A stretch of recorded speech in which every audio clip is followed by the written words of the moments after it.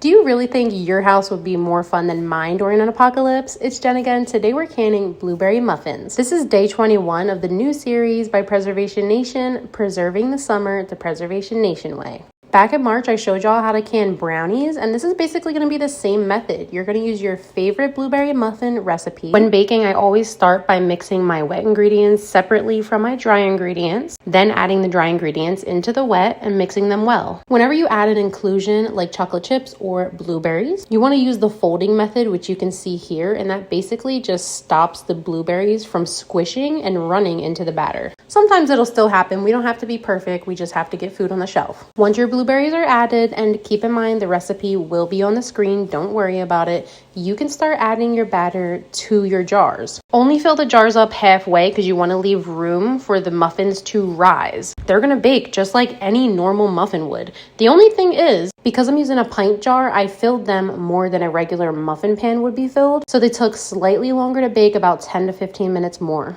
After I filled the jars halfway with the batter, I went in and wiped the rims of the jars just so no muffin batter got baked on the rim where I wanted to seal. Then I baked as normal, like I said, for an extra 15 minutes. And you always know muffins are ready when the top of them bounce back if you touch it. This is essentially an open kettle canning method, or some people like to call it oven canning. So you want to throw your flats into the oven 10 minutes before the muffins are ready. During open kettle canning, you need everything hot. Jars, the contents of the jars, and the flats. Once the muffins are ready and everything's red hot, put those flats on the jars as normal, close the rings as tight as you can, and as the jars cool, your muffins will seal. Don't let me outdo you during the apocalypse. You gotta can these muffins, I'm telling you. Stay tuned for tomorrow's video from Ashley at My Basic Homestead, where she shows us how to can tomato soup. And as always, happy canning.